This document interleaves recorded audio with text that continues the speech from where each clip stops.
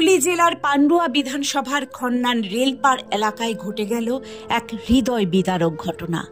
মাধ্যমিক পরীক্ষার জন্য প্রস্তুতি নেওয়া এক স্কুল ছাত্রী এবং তার পরিবার বর্তমানে গৃহহীন অবস্থায় রাস্তায় বসবাস করছেন।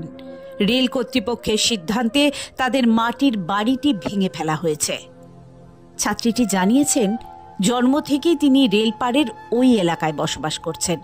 তার ইচ্ছা ছিল সেখান থেকেই মাধ্যমিক পরীক্ষা দেওয়ার, কিন্তু হঠাৎ করেই রেল কর্তৃপক্ষ এসে তাদের একমাত্র থাকার ঘরটুকুও ভেঙে দিয়েছে। বর্তমানে পরিবারের সঙ্গে রাস্তায় বসবাস করতে বাধ্য হচ্ছেন। পড়াশোনার পরিবেশ হারিয়ে ফেলার ফলে তার মাধ্যমিক পরীক্ষা দেওয়া অনিশ্চিত হয়ে পড়েছে।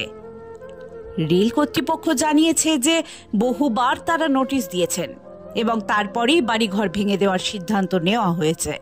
তাদের মতে দীর্ঘদিন ধরে অবৈধভাবে দখলীকৃত জায়গাগুলি খালি করার জন্য এই পদক্ষেপ নেওয়া হয়েছে।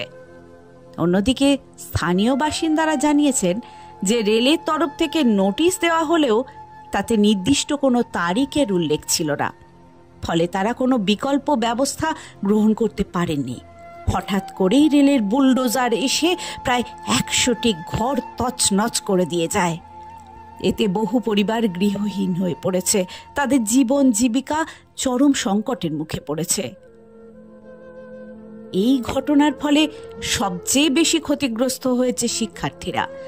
তাদের পড়াশোনার পরিবেশ নষ্ট হয়ে গিয়েছে এবং জীবনের গুরুত্বপূর্ণ পরীক্ষার আগে এমন পরিস্থিতি তাদের ভবিষ্যৎকেও অনিশ্চিত করে তুলেছে। পরিবারগুলিও রেলপাড়ে থাকার স্থায়ী সমাধানের জন্য সরকারের কাছে আবেদন জানাচ্ছে।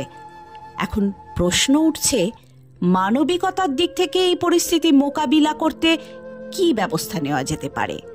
সরকারের এবং রেলের মধ্যে সমন্বয় ঘটিয়ে কি এই পরিবারগুলির জন্য স্থায়ী কোনো সমাধান সম্ভব? এই বিষয়ে সংশ্লিষ্ট কর্তৃপক্ষের কাছ থেকে আরও উদ্যোগ এবং এলাকাবাসীর সহায়তা প্রত্যাশা করা হচ্ছে।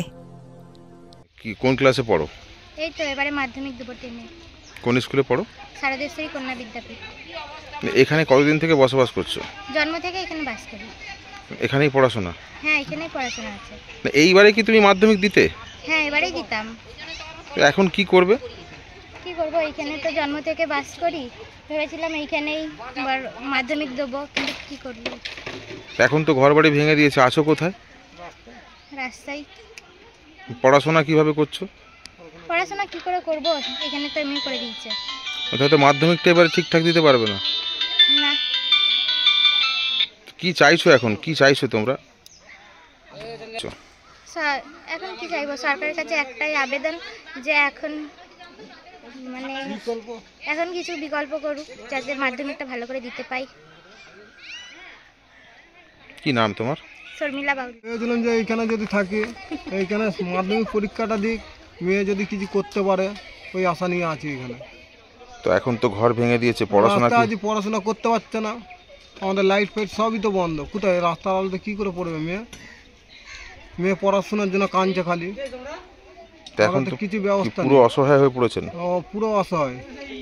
থাকছেন কোথায় আপনারা? আমরা রাস্তায় আছি। এই মেয়েকে নিয়ে রাস্তায়?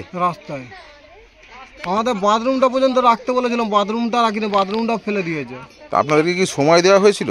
না, সময় বলতে 8 তারিখে বলে গেছে, 9 তারিখ 10 তারিখের মধ্যে 11 তারিখে এসে সব উড়িয়ে দিল শনিবার দিন। আপনারা কি চেয়েছিলেন যে একটু সময় দেওয়া? বললাম হ্যাঁ, সময় দিতে, আমরা কোথাও একটা ব্যবস্থা করি, ভাড়া দেখি। আমাদের তো এখন ক্ষমতা নেই যে আমরা জায়গা কিনে নেবো, এখানে যা জায়গার দাম। এখন কি চাইছেন? এখন চাইছি আমাদের সরকার থেকে কি সাহায্য করবে।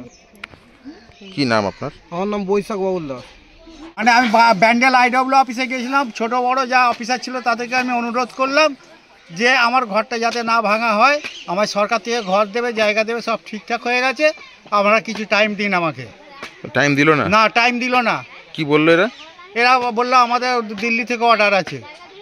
আপনার কি সরকারি ঘর পেয়েছেন আপনি? না, পাইনি, আমার এখনো ব্যবস্থা হয়নি। লিস্টে নাম উঠেছে? হ্যাঁ। কি বলছে পঞ্চায়েত থেকে? কিছু বলছে না যে না, এখন পঞ্চায়েতের সাথে যোগাযোগ করিনি। কি নাম আপনার? আমার নাম পটল দাস। এখন কোথায় থাকবেন, কি করে? ও রাস্তায় থাকবো, আমাদের কোনো ঠিকানা নেই।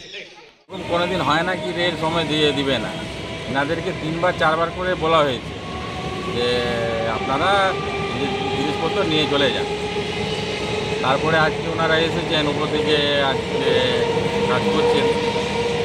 তো ওনাদের তো নোটিশ করা হয়েছিল? সব করা হয়েছে, নোটিশ সারানো রয়েছে।